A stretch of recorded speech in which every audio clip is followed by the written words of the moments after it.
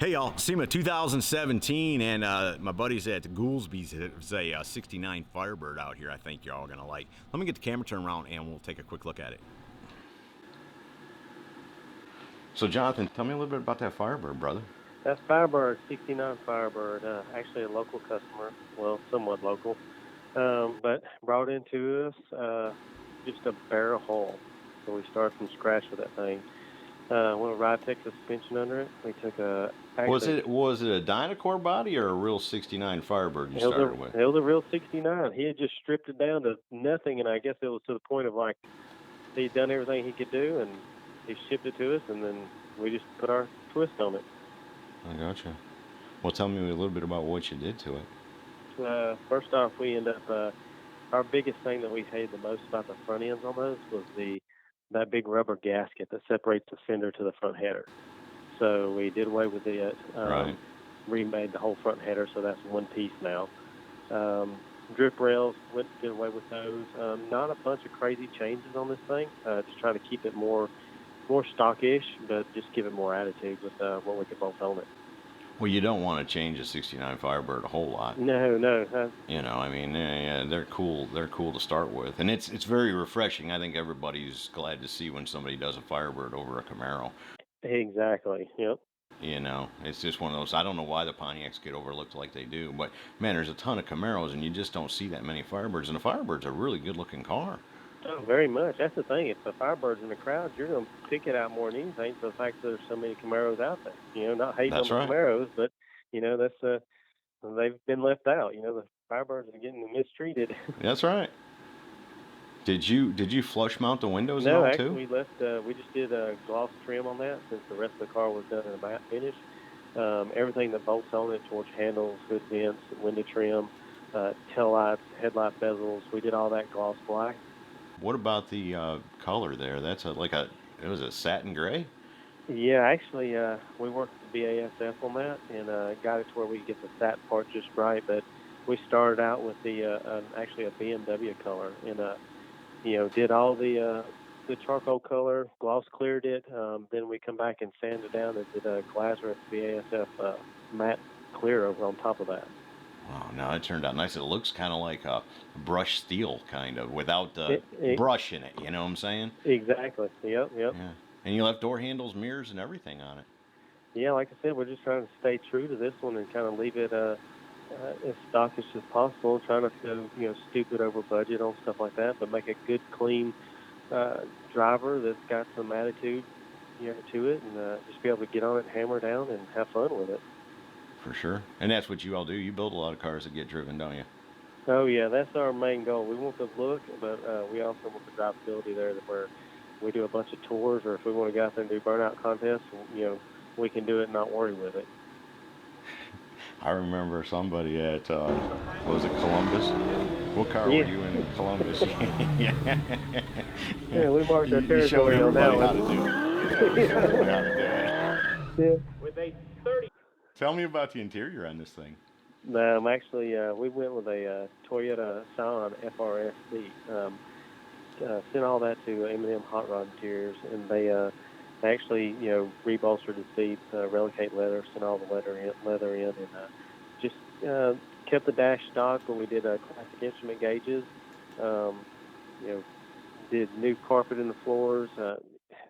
Gave it a new look to it, but not go overboard with it. Yeah, and it's strange because you got headrest on this one, and I don't know the last time I've ever seen a hot rod that had headrest, and they were able to kind of mold them into the seat so that they don't stick up like big headrest would.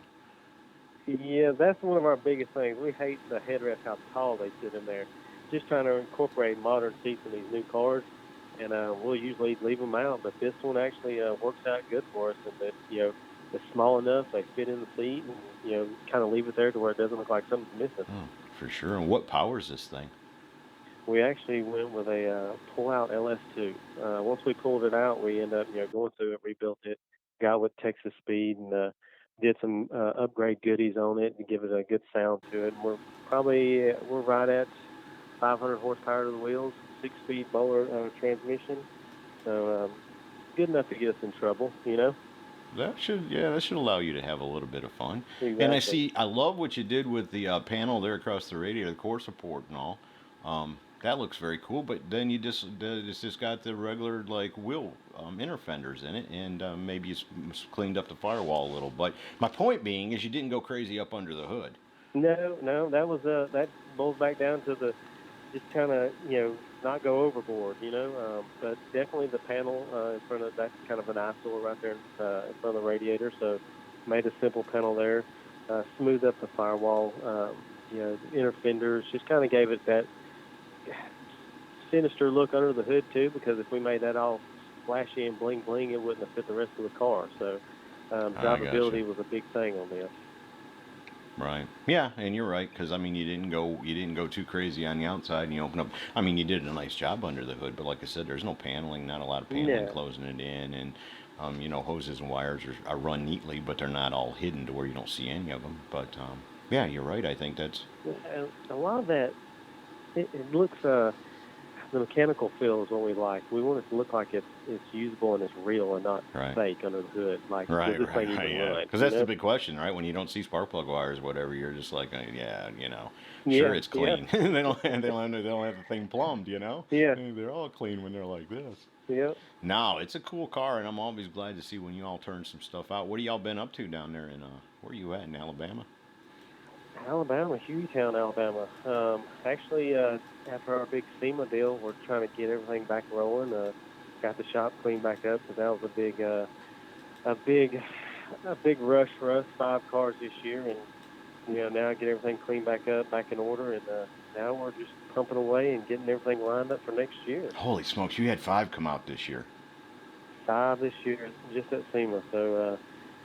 It was a task that we had put on ourselves to, you got to make goals, and that was our goal, and we hit it. So now we're making goals for the next year. We've already somewhat penciled in our schedule for about maybe 18 shows next year, and just trying to keep climbing that ladder.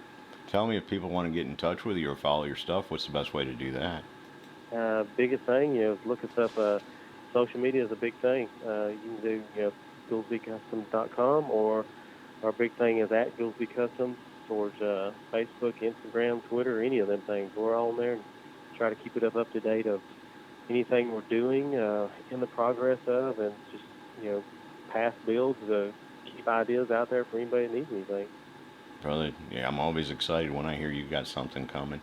Do me a favor, just keep building cool. Give me access to it. That's all I ask. Oh, anytime, man.